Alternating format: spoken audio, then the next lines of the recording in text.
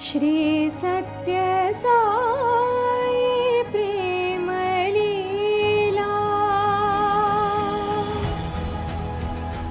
ओम श्री साई राम। श्री सत्य साई प्रेम लीला 96 years of supreme love। Doctor S Bhagavatam national institute of science Bangalore के निदेशक तथा भारत सरकार के रक्षा मंत्रालय में मुख्य वैज्ञानिक सलाहकार रह चुके हैं। भगवान बाबा की अलौकिक शक्तियाँ और भक्तों के प्रति के खातिर सूजित होने वाली लीलाओं की अनोखी दास्तां सुनते हैं उनकी ही जुबानी। मैंने बाबा को संभवतः हजारों चमत्कार करते देखा है और मेरा उनके साथ लंबा संबंध मुझे इस स्थिति पर ले आया है कि अब मैं चमत्कारों को कोई विशेष महत्व नहीं देता, लेकिन कोई नया व्यक्ति जब उनके पास आता है तो उसका अनुभव कुछ अलग ही होता है। वास्तविकता यह है कि मैं एक वैज्ञानिक हूँ और मेरी सोच तर्कशील है। जो घटना मैं आपको सुनाने जा रहा हूँ वह कई साल पुरानी है। तब मुझे अपने वैज्ञानिक होने पर बड़ा गर्व था। विज्ञान हमें सिखाता है कि हमें पक्षपात नहीं करना चाहिए। हमें अपना पूरा दिमाग लगाए बिना और पूरी सोच समझ के बिना किसी फैसले पर नहीं पहुंचना चाहिए। एक शाम को उनके साथ कोई 100 व्यक्ति ही थे। उन्होंने कहा, आओ जरा घूमने चलते हैं, और हम उनके आश्रम के निकट बहने वाली चित्रावती नदी की ओर चल दिए। हम चित्रावती की रेत पर बैठे थे। उन्होंने मुझे छेड़ना शुरू किया।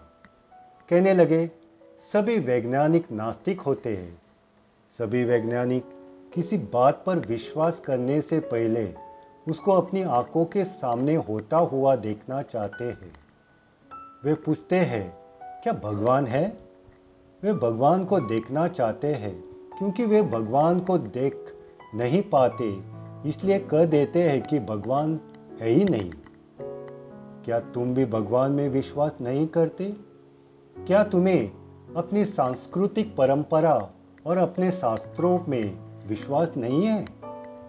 मैंने उनसे कहा, मैं ये तो नहीं कह सकता कि मैं बड़ा धार्मिक व्यक्ति हूँ, परंतु आप ऐसा भी न सोचे कि मैं नास्तिक हूँ और भगवान में मेरा कोई विश्वास नहीं है। मैंने विख्यात अमेरिकी वैज्ञानिक की कहानी सुनाई जिसने प्रथम अणु बॉम्ब की खोज की थी।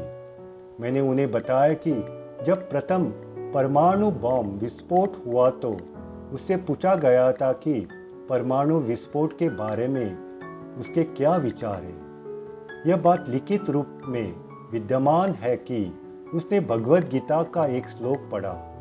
उसने कहा कि परमाणु विस्फोट से जो प्रकाश उत्पन्न हुआ उसकी चमक का अर्जुन ने यह कहकर उसका वर्णन किया था कि प्रकाश में इतनी चमक थी जैसे आकाश में 1000 सूर्य चमक रहे हो।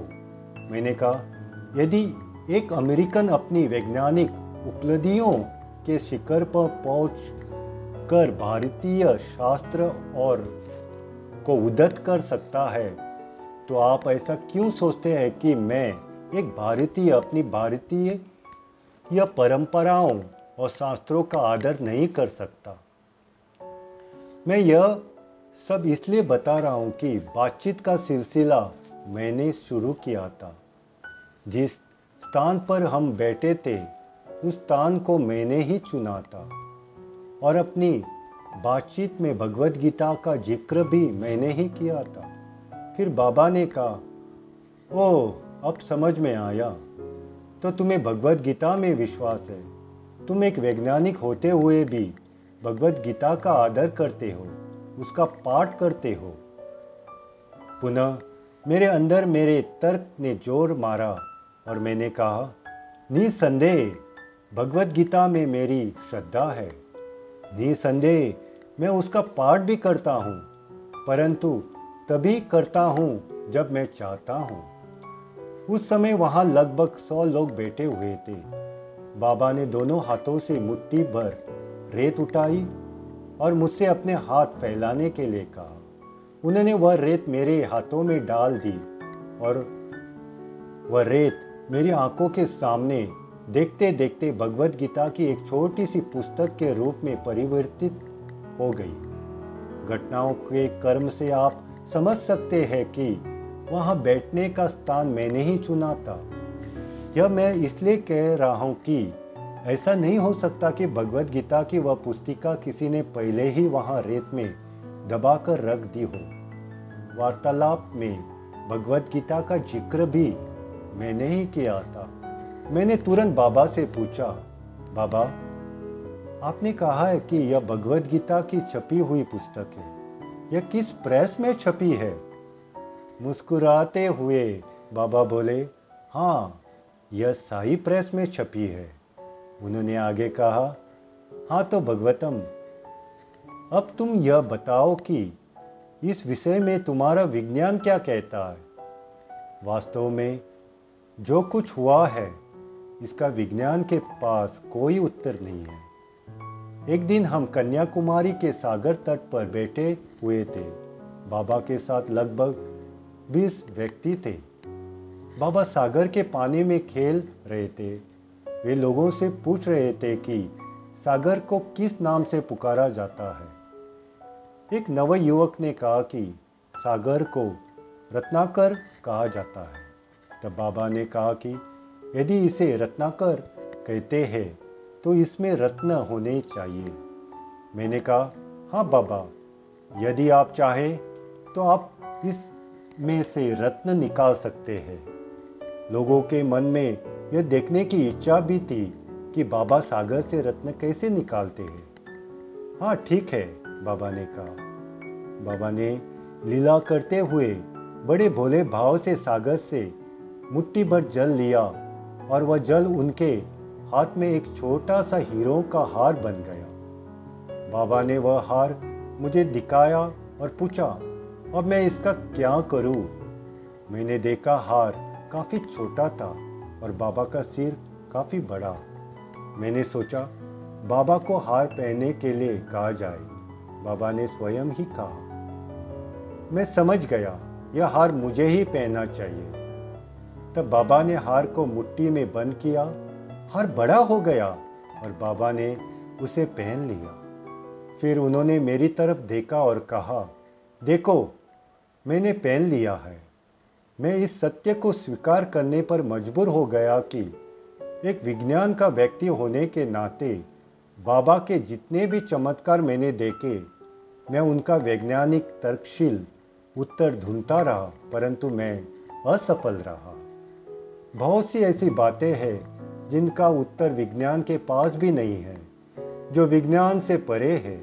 भगवान श्री सत्य साई बाबा विज्ञान के साधारण नियमों के अधीन नहीं है। वे विज्ञान से परे है। जो कुछ वे कहते हैं और करते हैं उसे साधारण तरीकों से नहीं समझा जा सकता। इसलिए बाबा ने मेरे लिए चमत्कार करने बंद कर दिए। बाबा का एक और रुचिकर पहलू है उनका एक ही समय पर अलग अलग स्थानों पर उपस्थित हो जाने की क्षमता। इस प्रकार शरीर रूप में एक ही समय पर भिन्न भिन्न स्थानों पर प्रकट होने के चमत्कार को मैं वास्तव में समझा नहीं सकता। मैं इतिहास समझा सकता हूं, पर दिव्यता का वर्णन नहीं कर सकता। जिन विरले लोगों को भगवान श्री सत्य साई के निकट रहने का व्यक्तिगत अनुभव है, वे जानते हैं कि भगवान बाबा की दिव्यता के प्रत्यक्ष अनुभव का और कोई विकल्प नहीं है। भगवान बाबा द्वारा प्रकट होने वाले चमत्कार ये भक्तों के खातिर उनका विजिटिंग कार्ड होता है, जो भक्तों को आत्मविश्वास देकर भगवान की असीमित शक्तियों की अनुभूति करवाता है। ऐसे सर्वशक्तिमान भगवान श्री सत्य साई बाबा को कोटि कोटि नमन। समस्त